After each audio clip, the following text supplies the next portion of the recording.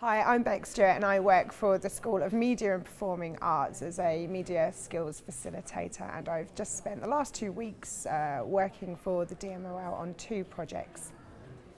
Okay, so the 2 projects I've been working on, the first one has been using lynda.com, and lynda.com is this amazing world of professionally produced videos, starting from technical media stuff to business to how to present yourself at events. So anything that you want to learn, you can go and engage with this. And we've been utilising it in our school probably for the last kind of 2 years, testing it on and off. And the second project, which I probably say the one I'm most excited about, is the open badging that I've been working with Jackie and Lauren with.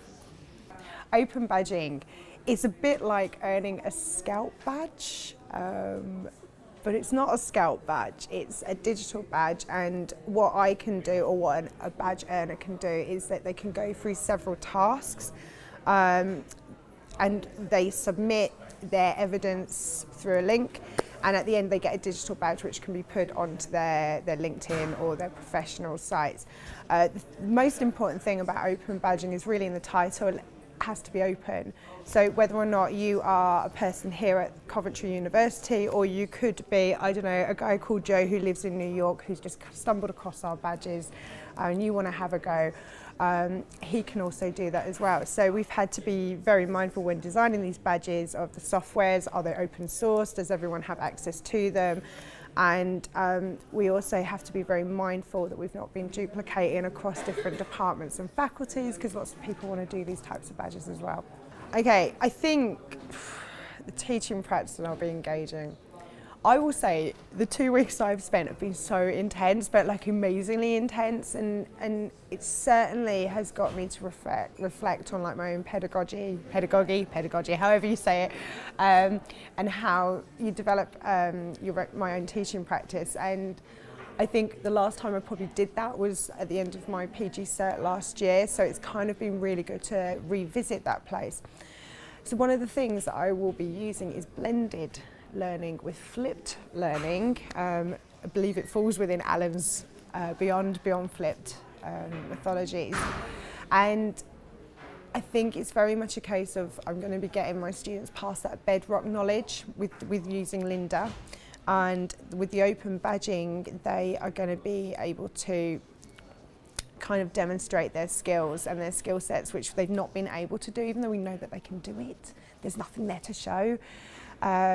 So it's very much about looking at blended learning, getting students to start testing, taking them outside. I'm a very big holistic teacher. I think students need to feel things to actually engage with them and to actually truly reflect. And something with the technical side, because I work in a school of arts, science and technology, is sometimes not on the same rank as the academic subject content.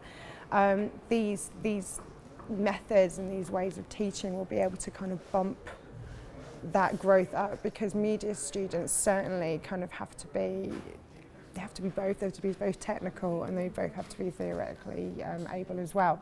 So I certainly think my blended learning sessions will be quite interesting, and all of my schemes of work have been completely changed. So it's having an impact not only on me but also my colleagues as well. So I'm well excited. I just really hope they invest in lynda.com and the open badging, because one of the big things with the open badging is that kids in schools are using these, and we kind of need to be ahead of the game, and we need to have this stuff in place for when those really young people come to university. So yeah, it's about stepping up in the DMOL.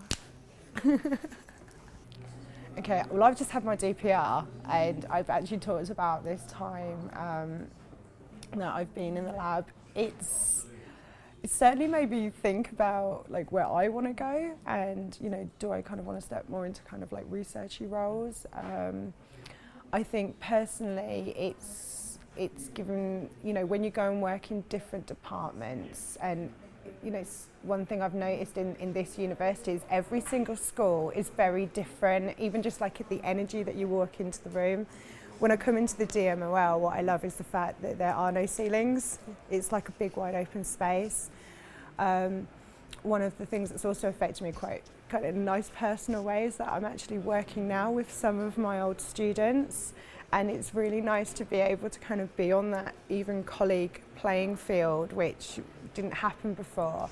And I would probably say like the young people that are working in this lab are really key because they can relate to student experience. They're actually quite intelligent and they're quite cool and they're quite nice as well. And I'd probably say that's been like the biggest thing, is hearing their ideas and kind of going, oh wow, like that's an amazing idea. Have you thought about doing it this way? And being able to bounce.